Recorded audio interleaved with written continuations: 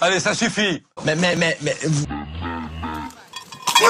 Il y a très peu d'enquêtes dans les journaux. Il y a très peu de médias qui commandent des enquêtes de terrain, des enquêtes au long cours, qui demandent de se documenter, qui demandent de pratiquer une certaine immersion, qui demandent beaucoup de temps. Il y a très peu de journaux qui proposent aux journalistes de mener ce travail. Mais est-ce que vous vous posez, à un moment donné, la question de la morale?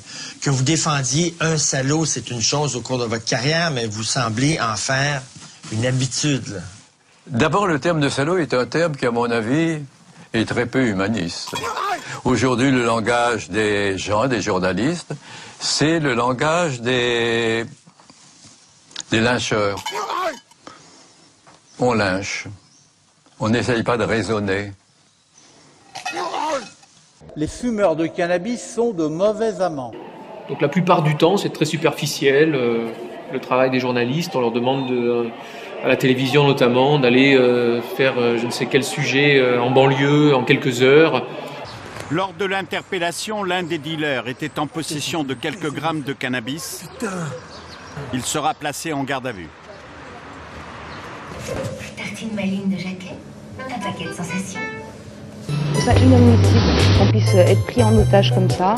On est vraiment pris en otage et ça c'est totalement inadmissible. On est encore pris en otage comme d'habitude. Donc dans ces conditions-là, on ne peut que reproduire des clichés, des poncifs, des stéréotypes. C'est pas du journalisme ce que l'on fait là, c'est du n'importe quoi.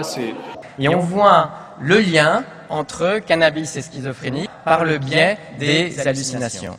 C'est quelque chose de très artificiel, d'absolument pas profond, de très superficiel plutôt, et de pas profond, de peu profond. Mais ça, c'est presque indépendant de la volonté des journalistes, parce qu'aujourd'hui, pour que l'information soit rentable, il faut produire, il faut pisser de la copie, comme on dit. Le cannabis fait des ravages sur les cerveaux.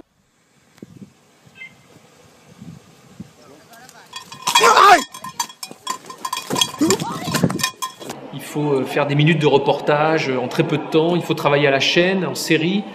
La loi nous indique qu'un produit est interdit à la consommation, c'est parce qu'il y a un potentiel de dangerosité.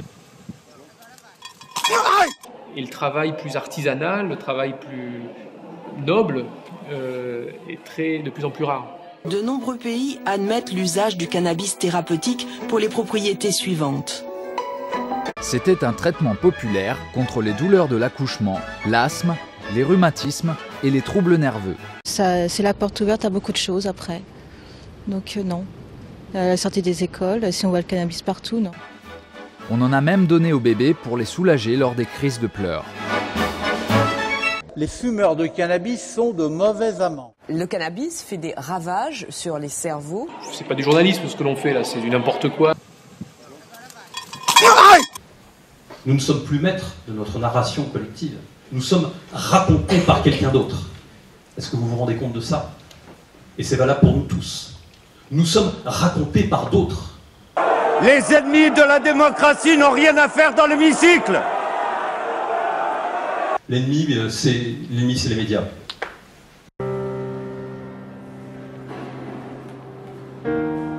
David Rondel est né à Annecy le 29 juillet 1981.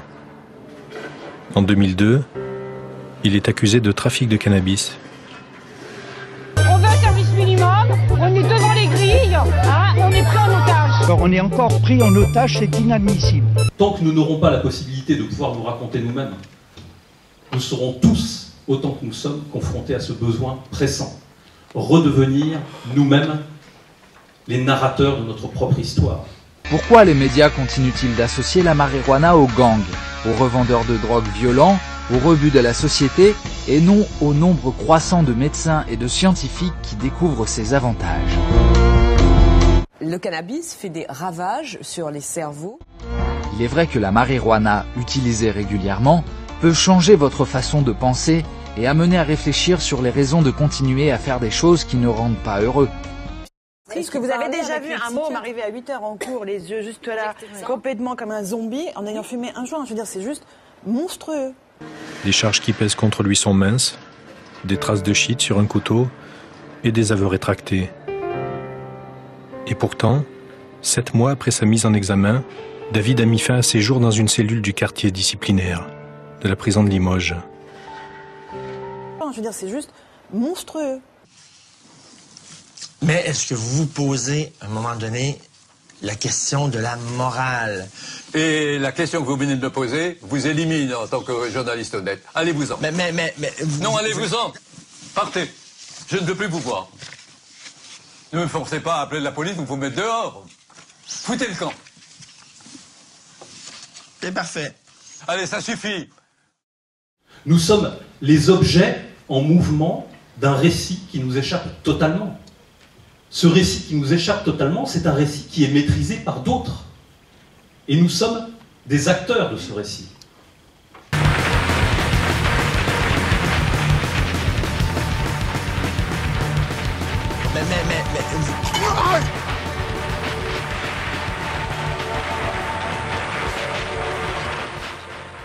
Allez, ça suffit.